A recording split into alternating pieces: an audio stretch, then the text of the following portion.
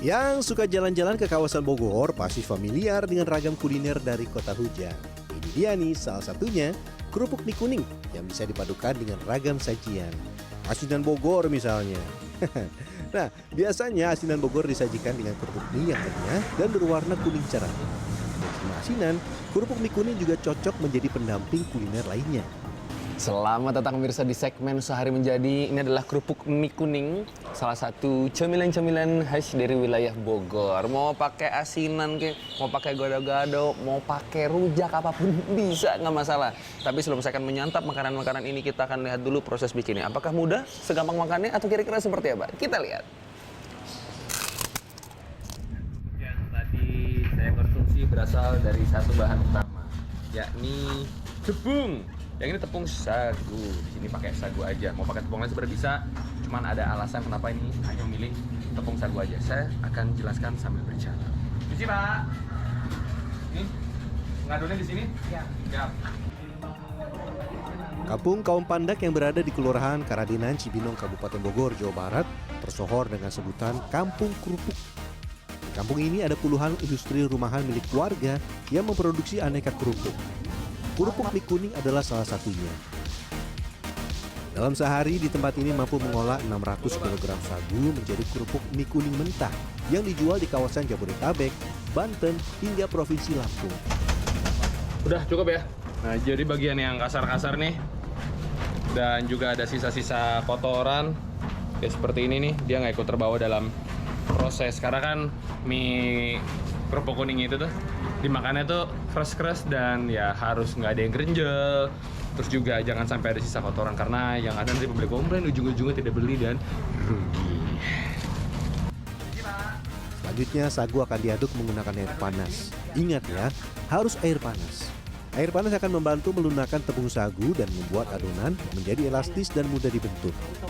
Dalam proses ini tambahkan juga pewarna makanan berwarna kuning untuk mempercantik tampilan dan membedakan antara kerupuk yang dibuat dari sagu dengan kerupuk putih yang dibuat dari tepung tapioka.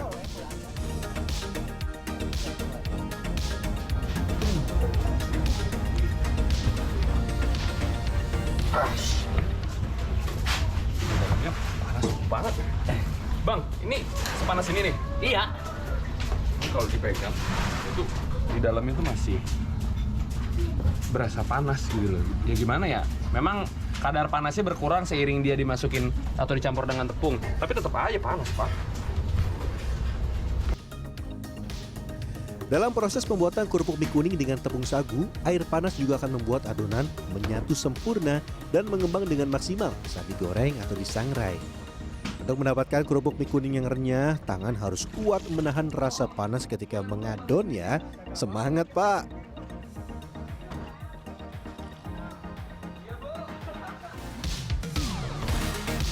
Aduk terus hingga kalis dan adonan tidak lagi lengket di tangan.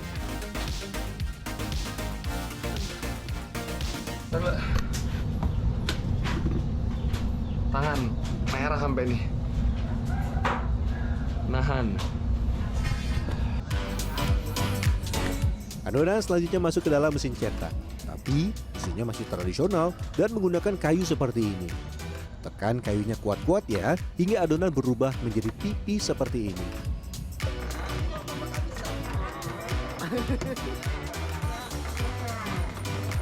Kayaknya nyeri ya, Bu.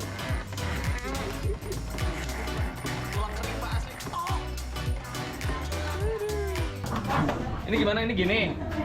Ya udah tarik.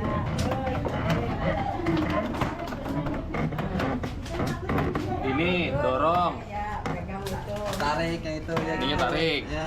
Nyangkut. Kenapa saya rem tangan? Nah, Itu jangan diinjak. Koplingnya, Duk, koplingnya. Butuh tenaga ekstra dan kepiawaian untuk mengatur gerakan kaki dan tangan untuk mencetak kerupuk mie kuning dengan cara manual seperti ini. nah elah. Kelemar. Ampun. Itu tarik. Kayaknya Bukan ketenaganya, Pak. Polanya masih bingung, Pak. Ini tangan kemana, kaki kemana? Adonan yang keluar berbentuk mie kecil. Dan dari sinilah penyebutan kerupuk mie kuning berasal. Ketika mie keluar dari mesin cetak, kipas-kipas agar mie tidak menempel satu sama lain. Nih sambil dikipas-kipas biar dia nggak nempel. Kira-kira setengah meter sampai 1 meter. Sate belum ya Bu?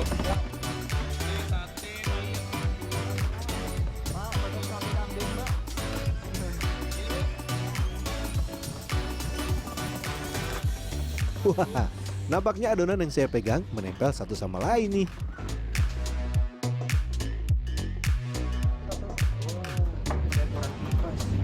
Makanya saya langsung lompat daripada salah semuanya. Kalau yang benar itu dia, nah seperti ibu ini nih. Nih kayak gini kami. Nih. Lihat dulu ya, Cak. Oke, maaf Bu, saya pinjam dulu. Oh ya. Ini yang udah dikipas sama ibunya yang udah versi benar. Dia lebih nggak nempel. Kalau punya saya dia tuh kelihatan lah ya. Dia masih tuh, malah ntar dia patah. Ini nggak bisa buat dipakai buat adonan luar, paling buat tengahan doang. Nah ini yang benar. Lanjut kita bentuk mie melingkar dengan bantuan cetakan. Ada beragam ukuran cetakan. Kalau yang tengah saya pakai ini berdiameter 15 cm atau berukuran besar. Kalau mau dibuat lebih kecil bisa kok. Semua tergantung permintaan pemesan. Begini bener Bu? Iya. Bener ya?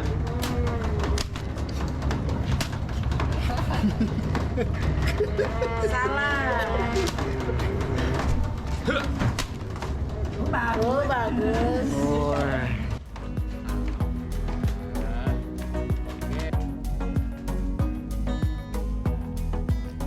Bagian mie yang pendek jangan dibuang, karena bagian kerupuk yang pendek atau agak hancur ini akan menjadi bagian tengah kerupuk.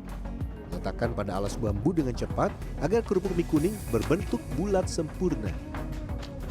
Kalau kata ibunya sebenarnya kalau misalkan nih semuanya dimasukin begini aja sampai ikut cetakan ya bisa-bisa aja jadi kerupuk kuning. Cuman pasti akan kalah saing dengan yang lain, dengan pabrik lain yang buatnya lebih rapi. Jadi buatnya itu ambil beberapa lembar, dibikin dulu pinggirannya, baru dimasukin tengahnya. Selanjutnya, kerupuk mie kuning masuk dalam proses pengukusan. Untuk bahan bakar, biasanya para produsen kerupuk di kampung kaum Pandak menggunakan kayu bakar. Selain lebih murah, proses pengukusan dengan kayu bakar akan menghasilkan aroma khas yang menambah cita rasa ketika disantap.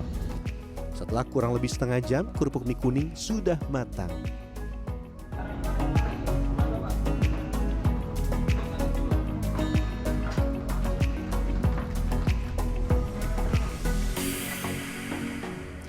Namun kerupuk belum bisa dijual dan masuk ke dalam proses selanjutnya, yaitu penjemuran.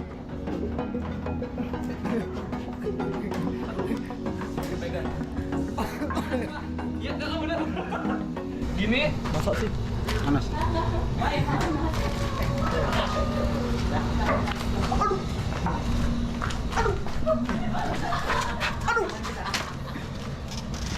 nggak coba saya cek ada sarung tangan nggak sih?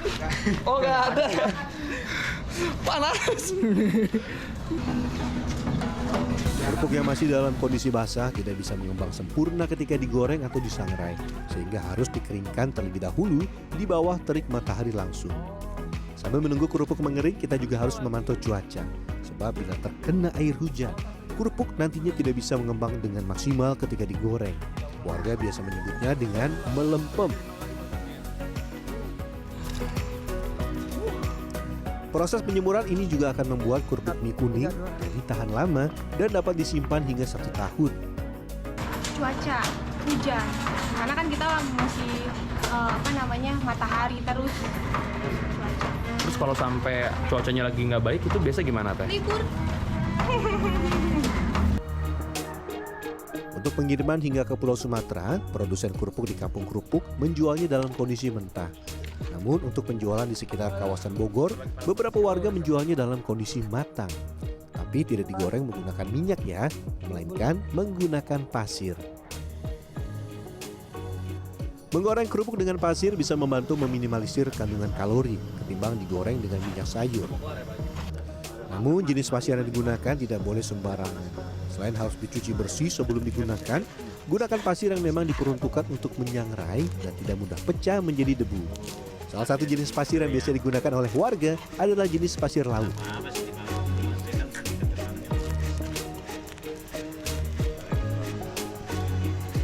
Gitu lah. Ya, oh terlalu Pegangnya nggak kelamaan. panas enggak gitu. Enggak ya, maaf. Panas Pak Haji. Panas. Nggak biasa. Tangan. Oh, saya dikerjain. Dua panas. Nggak panas. Gitu, nggak biasa. Aduh. Gosong satu. Main apa teh? Iya. Oh, silakan Pak, dilanjut Pak. Hasil, aduh. Panas. Hasil Anda.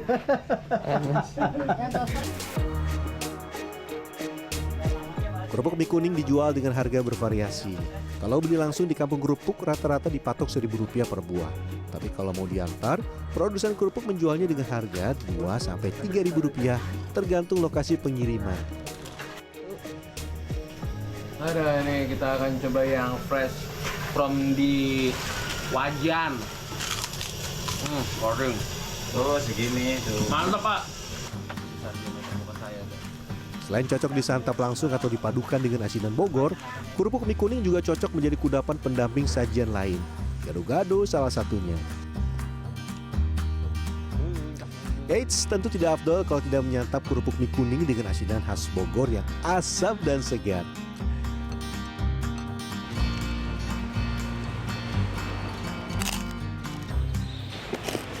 Apa yang nggak nyambung sama kerupuk ini? Pas ya. Udah gue juga nyambung. Mantap. Bagaimana? Anda tertarik mencoba membuat kerupuk kuning? Siapkan tenaga ekstra ya, karena proses produksinya amat panjang. Oh iya, harus tahan panas juga. Rian Fernando, Dewi Agung Yuldiarto, Bogor, Jawa Barat.